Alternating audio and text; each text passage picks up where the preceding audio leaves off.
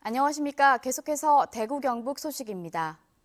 절기상 대설인 오늘 대구와 경북 지역은 아침 최저기온이 대구 영하 4.9도를 비롯해 안동 영하 8.5, 봉화 영하 10도 등으로 대부분 지역이 올가을 이후 가장 추웠습니다.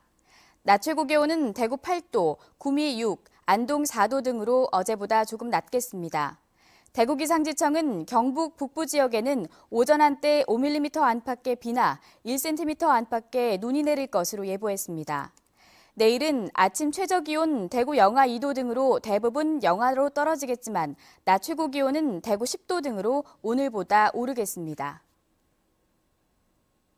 최순실 게이트로 박근혜 정부가 동력을 잃은 가운데 포항 창조경제센터도 위기를 맞고 있습니다. 민간 위주로 설립된 만큼 포스코와 포항시가 사업 추진에 대한 분명한 일정을 내놔야 한다는 지적이 나왔습니다. 임재국 기자가 보도합니다. 지난해 1월 문을 연 포항 창조경제혁신센터. 그동안 76개 창업기업 육성을 통해 130여 명의 고용 효과와 91억 원의 매출을 올렸고 480억 원의 투자를 유치하는 성과를 이루었습니다. 하지만 최순실 씨 국정농단 사태와 창조경제에 대한 부정적인 이미지까지 겹치면서 위기를 맞고 있습니다. 설립 당시 포스코가 약속했던 5년간 3,600억 원의 투자와 100억 원 규모의 포항기업 전용 P펀드 운영 계획에도 차질이 빚어지는 것 아니냐는 우려도 나오고 있습니다. 매년 10억 원의 예산을 지원하는 포항시는 신성장 동력을 찾기 위해 이 사업이 필요하다는 원론적인 입장만 내놓은 상태입니다. 신산업을 육성해서 미래 세대에 먹거리를 제공하기 위한 그런 사업들입니다. 그래서 따라서 우리 시도 앞으로 미래를 본다면 새로운 먹거리를 찾기 위해서 저희들이 R&D 사업을 지속적으로 추진해 나가야 된다고 생각을 합니다. 포항시의회 백강훈 의원은 포항창조경제센터의 각종 지원 사업을 지속하기 위해선 포스코와 포항시가 정확한 로드맵을 제시해야 한다고 밝혔습니다. 어려운 상황에 포스코가 이렇게 계속적으로 지원해 준 부분도 상당히 큰 보탬이 되고요. 그런 이 위기를 기회로 살릴 수 있는 것 또한 포스코와 지자체가 힘을 합한다면 충분히 가능하지 않겠나 저는 그렇게 보고 있습니다. 민간 주도로 설립된 포항창조경제센터가 외부 영향력과 향후 변동성을 줄이기 위해선 포스코와 포항시가 지속적인 사업 투자에 대한 명확한 의지 표현이 중요한 시점입니다. MBC 뉴스 임재욱입니다. 요즘 문경의 농촌 살리기 사업이 주목받고 있습니다.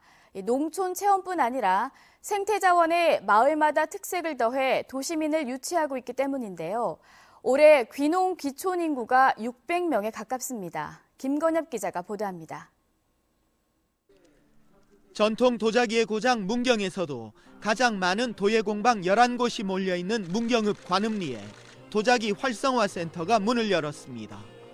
장작불로 도자기를 만드는 망댕이 가마, 그리고 초급에서 전문 과정까지 전통 도자기 만들기를 배울 수 있는 교육장, 숙박시설 등을 갖추고 있습니다. 마을 주민들이 직접 운영을 맡아 교육생과 체험 관광객 유치에 나섰습니다.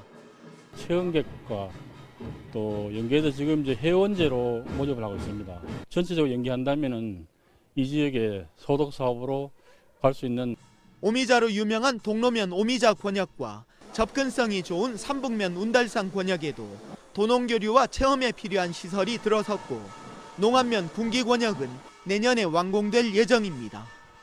문경 농촌이 지향하는 잘 사는 농촌, 6차 산업, 6차 농업이 활성화되는 그런 계기가 마련될 것으로 봅니다.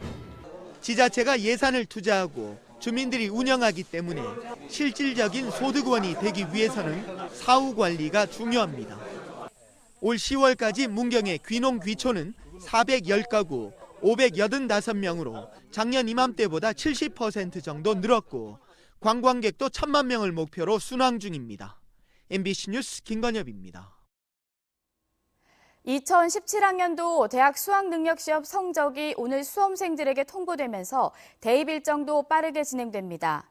수능 성적이 발표되면 대학마다 오는 16일까지 수시 합격자를 발표하고 21일까지 합격자 등록을 받습니다.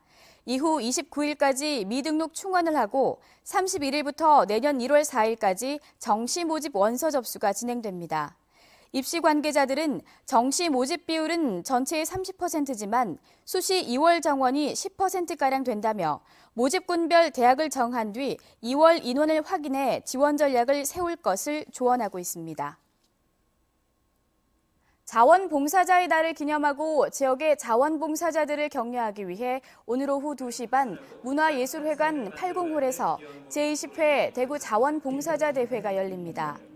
대구시와 대구문화방송이 공동 시상하는 자원봉사 대상에는 대구 신기동에 사는 강문도 씨가 선정됐으며 권영진 대구시장과 자원봉사자 등 1000여 명이 참석한 가운데 자원봉사 유공자 시상과 축사가 이어질 예정입니다. 신공항 의성군 유치 추진위원회가 오늘 대구시청을 방문해 K2 군공항과 대구공항 통합 이전 신공항 유치를 희망하는 6천여 명의 찬성 서명을 담은 문서를 전달할 예정입니다. 신공항 의성군 유치 추진위원회는 지난 8월 발족한 이후 군민들을 대상으로 5차례 주민 설명회를 개최하고 의성읍과 의성 서부 지역을 중심으로 의성군 인구 전체의 10%가 넘는 6천여 명의 찬성 서명을 받았습니다.